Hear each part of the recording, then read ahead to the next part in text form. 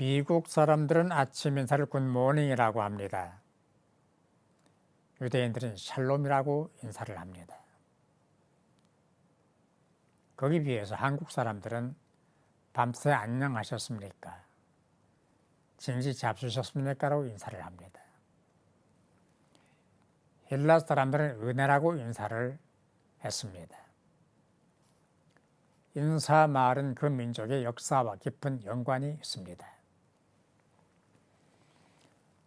우리나라의 경우를 보면 정변, 난리, 당파 싸움, 숙청, 전쟁으로 편할 날이 없었습니다.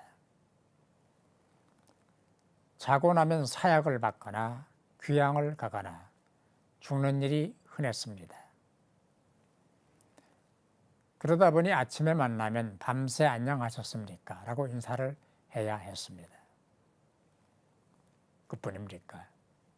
보릿고개, 흉년, 기근, 찢은 가난이 수천 년 계속되는 동안 유일한 희망은 배부르게 먹고 사는 것이었습니다. 상위 계층을 뺀 일반 대중들은 제때 밥을 찾아 먹는 것이 어려웠습니다. 그러다 보니 만날 때마다 진지 잡수셨습니까? 라는 인사를 해야 했다고 합니다. 좋은 아침, 은혜, 샬롬, 이런 인사말에 비하면 밤새 안 죽고 살아남았느냐라든지 아침밥에는 먹고 나왔느냐라는 우리의 인사말은 서글픈 정사가 서리게 됩니다. 은혜는 좋은 것, 편안한 것, 행복한 것입니다. 은혜 받으면 모든 것이 좋고 행복하고 평안합니다. 그러나 은혜를 받지 못하면 그 반대가 됩니다. 교만이란 자신만만한 것, 머리를 치켜드는 것, 남을 얕잡아 보는 것을 의미합니다.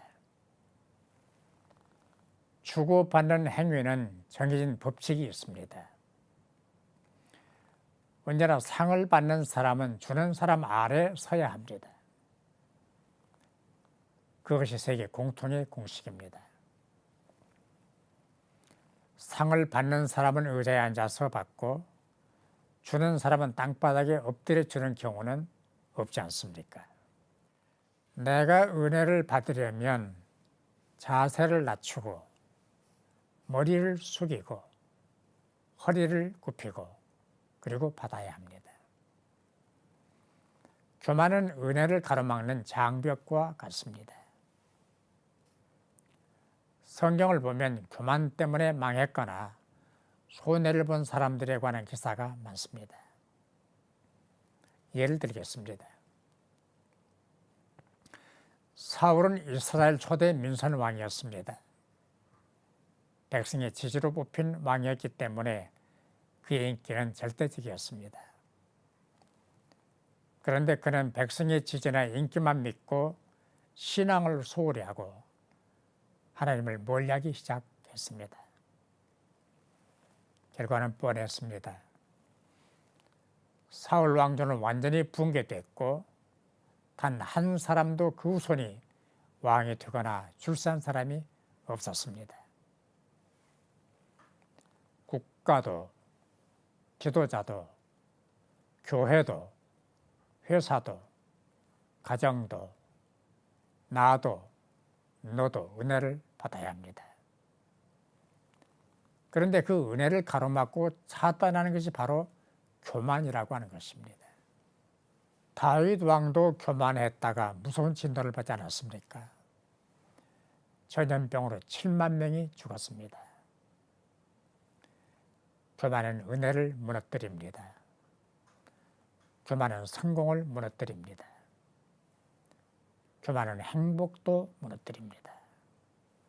교만은 말씀을 가로막고 축복을 가로막고 성공을 가로막고 은혜를 가로막습니다. 그래서 교만을 물리쳐야 합니다. 요한 세바스찬 바흐는 1100여 곡 이상을 작곡한 작곡자로 유명합니다. 그는 죽기 몇 달 전까지 악보가 보이지 않는 실명 상태에서도 작곡을 했다고 합니다. 그의 마지막 고랄은 주여 당신의 보좌 앞으로 나아갑니다 라는 것이었습니다. 그 곡을 끝으로 그는 눈을 감았지만 음악을 주신 하나님께 감사한다. 하나님은 경건한 음악과 함께 하신다라는 귀한 명언을 남겼습니다. 1100여 곡이 넘는 작품 끝에 그는 항상 SGD라는 서명을 남겼습니다. 의미는 솔리 글로리아 데오입니다.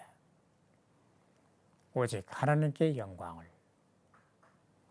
바로 이런 정신과 신앙과 삶이 은혜 받은 사람의 생활 태도입니다. 오직 하나님께 영광을. 솔리 글로리아 데오.